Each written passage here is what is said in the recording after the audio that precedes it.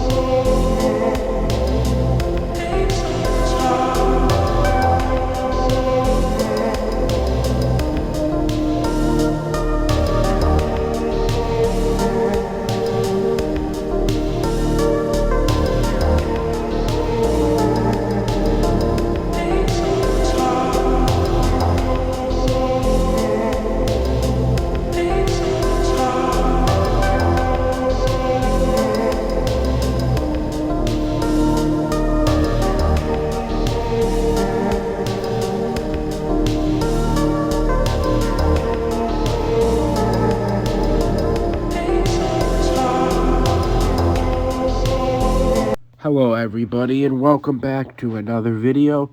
As promised, and as you guys saw from the pictures and the video, we are here to give you guys a look at the Lakeside Mall in its final day of operations. Well, not final day, but the last week. It was such an honor to be here, and shout out to my friend Andrew. You guys know him on YouTube for bringing me up here and seeing this beautiful mall. I really enjoyed being here. I spent almost 3 hours here putting this together for you guys and getting pictures for myself. But the only real negative was that it felt like I was walking on the sun because they turned the air conditioner off. But a week before I get it, why pay the money? But anyway, enough of that blabbering. It truly was amazing being here. This mall, the design of it is so unique with the lights on top and the columns, which many of you know that means this is the Taubman Mall, and we'll get to the history in a second.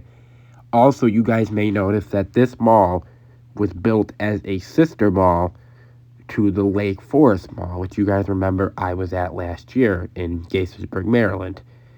So I find it so cool that I made it to both of these malls before they closed.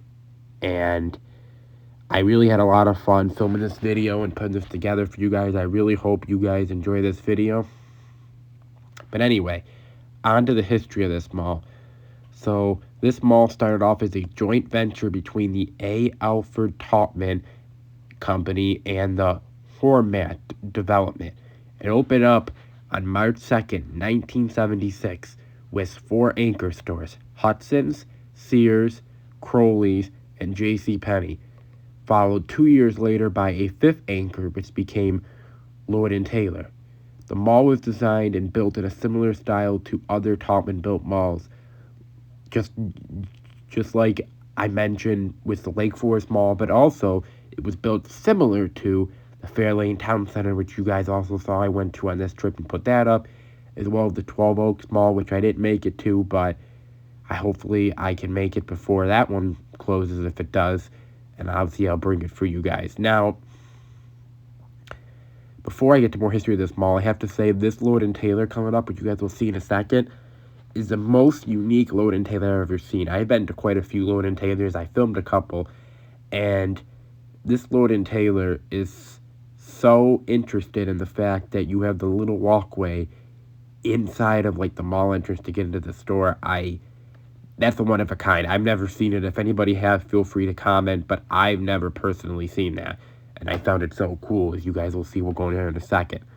I just had to say something about that because that is just so unique to me that you're able to like do that. But back to the history of this mall. So in 1983, Toys R Us opened a store across from the mall, which didn't hurt this mall all that much. You know, when you had a giant toy store, you think other toy stores would suffer, but it really didn't. In 1999, after the Crowley's chain filed for bankruptcy, Hudson's purchased that chain and moved its men's clothing and its home goods into the space. And that is a arrangement that continues today under Macy's for now. And we'll get to that. In the 1980s, this mall was the first in Michigan to feature an indoor tubular water slide called the Hydro Tube. The water slide covered large areas of the mall, making it highly noticeable. That's pretty cool. You know, I've seen water parks, like there used to be one at Destiny USA, and there's obviously one at the Mall of America and the American Dream, but a water slide, I just find that so cool, and I wish I could have seen that. And if it was still open, you would have seen me sliding down that water slide when I was there. But anyway, in 1988, Robb & Co. acquired Hormart's interest, and sorry if I'm saying that wrong, and it became a 50-50 joint venture with the Taubman Company. Now Robb & Co. became 100% owner of Lakeside in an interest swap with the Taubman Company involving 12 Oaks Mall. So that's interesting how Taubman left this mall well before he left other malls. In 2001, Hudson's, they were rebranded to the Marshall Fields as part of the namesake coalition by its parent Target Corporation. So you heard that right. Target used to own a department store chain. Was kind of on their way around. The department store chain Hudson was founded before Target was. Kind of interesting. You never think of Target as having a discount store in the mall, but it was the same company at one point. Stephen Barry's also opened in 2001. FYE relocated in 2006 into a smaller store, and H&M, which you guys know is big now, opened its first Michigan location in this mall in June of 2006. Now, Marshall Fields, as you guys know, was one of the several nameplates converted to Macy's in 2006, as Federated Department Stores, now Macy's Inc., had acquired Marshall Fields' parent company, May Company, which you guys know owned, other ones like Kaufman's and many others. Both the main and auxiliary stores, they were rebranded. So it's good that the Macy's kept both of these stores. Now, in 2007, plans were announced for a $3 million remodel of the mall and its proximity properties. And the renovations included brand new signage and improved and pedestrian access into the mall. Exterior renovations began in late in late 2008. 2014, Lakeside Mall cleared out part of the lower level Sears wing to make way for an MC Sports, which is kind of interesting because they didn't last very long. In 2016, a Jeepers opened, whatever that was. And MC Sports closed in 2017, like I mentioned, due to their bankruptcy. But also later that year, Jones, Lang, and LaSalle acquired the mall, which is, I don't know who that is, but they seem like they're a bigger company. And Macy's Backstage also opened up inside the Macy's. Now, the real decline of this mall, this mall, did quite well for itself into the 2000s, into the 2010s. The real downturn of this mall was 2018. 2018 was the bad year for it.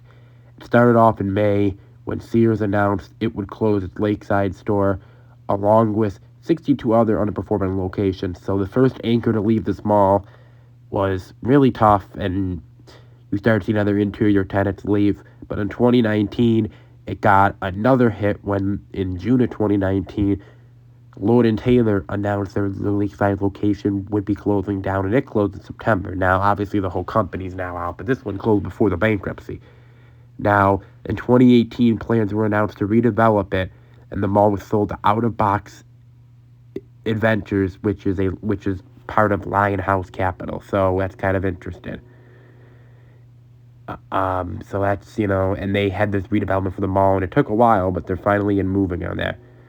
As of May 1st, 2024, Lakeside owners announced the mall would permanently close on July 1st, 2024. But it ended up closing one day early on June 30th. The day I was here was June 23rd. But even though the mall is closed, Macy's and JCPenney are still open for now. Although I'm hearing rumors that the Macy's is on the target list of the 150 stores.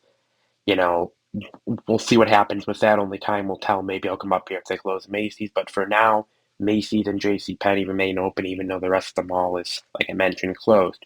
But anyway, here, I am going to stop blabbing here about music the rest of the video. I hope you guys enjoyed the look at this mall.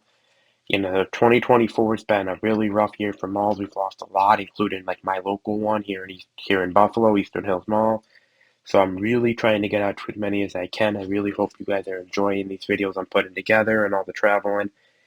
And yeah, so if you guys enjoyed this video, make sure to hit like, comment, and subscribe. And I'll see you guys in the next video. This channel, we go all over the place as much as we can.